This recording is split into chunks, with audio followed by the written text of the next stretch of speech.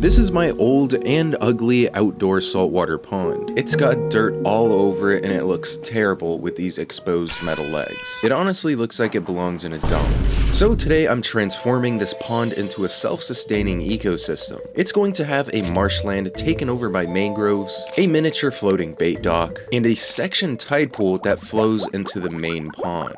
But for a little treat, you know I can't forget the underwater lights. Nice. But like I said, this tank looks gross, plus you can see all the algae growth on the walls. Plus the side of it bulges out like a little BBL. So I've created a little plan. First we're going to make a frame, but for the design I've decided to go with a rock finish to match with a real tide pool. So I had to get some supplies at my local hardware store. Most of the materials just consisted of wood, and then it was back home. So the first step, I started cutting up some wood for the frame.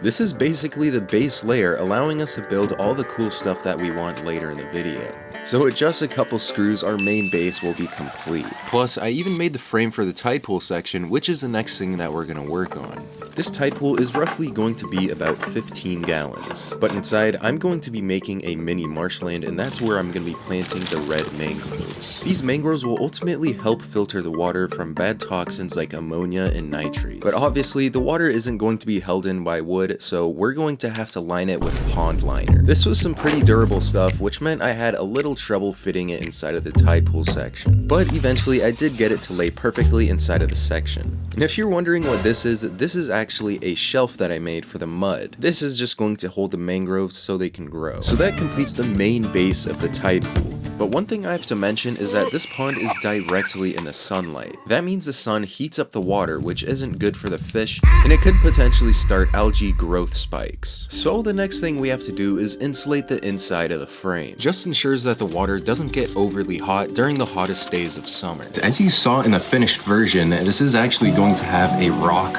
looking finish. That is actually not going to be the case because I messed up really bad. And that's because later in the video, this plan was actually a terrible idea and it did not work. But in the meantime, I finished lining the pond with these foam panels, and then this is where we went all wrong. I lined the whole tank with a chicken wire so the concrete would stick to it, but as I was mixing up this concrete, I was getting second downs before I even started. So here I am with my concrete, about to spread it on, and watch this. Yeah, it was not doing what I wanted and it was falling off. But that's because I bought the wrong concrete. So I mixed up a different type of concrete and did the same thing, and although it was doing what I wanted to do, kind of, this was actually going to take like 5 hours to do the whole entire tank. In the video, it does seem like it was working, but it was very tedious as it was always falling off. The foam also kept getting pushed in, so I decided to scrap this idea. Out of pure anger, I tore down all the chicken wire, but it was now time for plan B. So instead of the concrete, we're gonna go down a simple route and add wooden panels. So I started cutting wood and started stacking. This method was going by way quicker, plus honestly, I think it would look better than the concrete. So after a few hours, I finally got it done and added the last few pieces. The wooden panels were definitely the way to go, but our tank is still incomplete, so the next thing we're going to work on is our tide pool. There's only a few items we have to add in here, like our substrate, some rocks, and if you remember our mangroves, those are actually going inside of here. So for the bottom of our tide pool section, we're adding in some white sand. And the substrate for the mangroves is going to be a bit different. This type of substrate is just more fit for the mangroves to grow in. But that substrate is marshland mud. I had to drive my truck to a certain spot to pick up a bucket full. And you might be curious why this mud is even worth getting. But this type of substrate contains an insane amount of detritus. Detritus is basically broken down matter like seaweed or wood or dead fish. Those elements are buried within the mud, and that allows all of these plants to grow. And I might as well grab a few succulents to put inside of our tide pool. So as you can see, I got my bucket of mud and it's now ready to be put inside of the mini tide pool. The only thing I was worried about is the mud falling off the edge, but we'll see in the future. I got all the mud in, but now this is the time that we've been waiting for. And after the mud has been set, I turned the water back on for the water to flow inside of our tide pool. And after a minute, the tide pool fills up and starts flowing inside of the big pond. But as I was looking closely, the water level looked a bit high, which led us to our next problem. And of course, it started leaking. Oh my god, it looks like there's a leak somewhere. So to make the water level not as high, I decided to make the waterfall a bit bigger. This will allow more water to fall out of the tide pool, hopefully leading to a lower water level. So after turning the hose back on, it actually managed to work. The water level is definitely a bit lower. To check if water was still leaking out, I put this piece of tape on, and the water level stayed the same for about an hour. So to finish up the tide pool part, I decided to start planting our plants. But as for the mangroves, I ordered these guys online, and about a week later, they've arrived in the mail. So we just got our mangroves in the mail. Let's go ahead and take a look what we got. These guys were packaged pretty well, and they looked very lively to me. They had some pretty good roots starting to grow, so let's go ahead and plant these guys.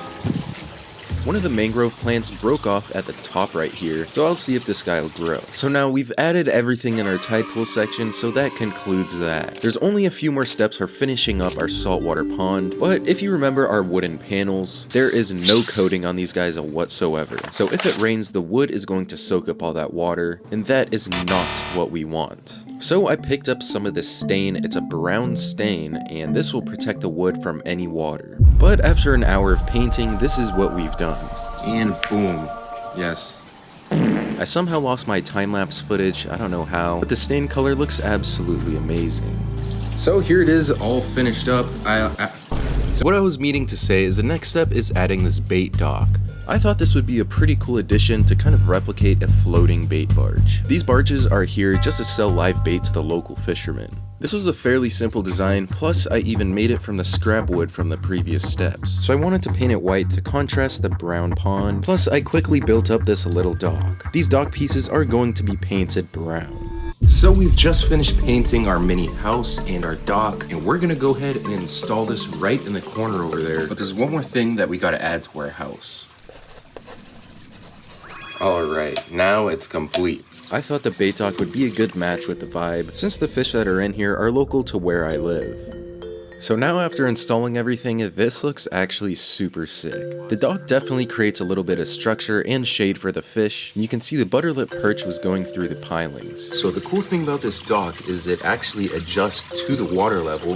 As you can see, it's got little hinges. So this means that the dock is now complete. But if you remember the problem we had with the tank leaking, well, that actually brought the water down about 6 or 7 centimeters. Plus, along with that, behind this gray thing, water was actually leaking down it, making the water level even lower. So to fix this problem that we have, I just filled up some water and then added some salt to it. The salt level I aim for this tank is about 1.026. This is a very common level for saltwater tanks, but now we got all of that taken care of. But if you remember in the intro, I said we were going to add underwater lighting. So I looked up online underwater lights and picked a good quality one. So as you can see from this picture, this is like kind of what it's gonna look like, but obviously not as intense. Let's go ahead and mount these up. There was a total of 4 lights, but the first one is going in the corner of the tide pool, the second one in the corner of the big tank, the second to last one is going underneath the bait house, and then the last one goes under the dock. Guys, it's dark outside. You put those lights in, let's go take a look at them. Yo, holy, guys, I turned the green setting on, the green looks super sick. A lot of the influence of the green light comes from Florida. People over there like to put green lights under the dock and it attracts a lot of fish. So this is what that kind of resembles. I think this whole setup looks sick.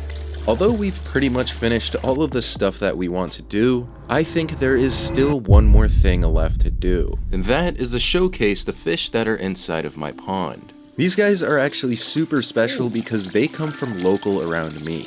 There are only 4 species of fish in this pond, one of them being a butterlip perch, 7 sculpin, 1 opali, and then we have this one tiny little perch that I don't know the name of. So I went in my garage and I got this little flashlight and we're gonna see how hungry the fish are.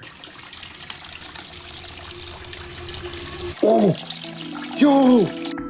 Well, as you can see, these fish were just swimming around, but let's see how they'll react when I bring out some fish.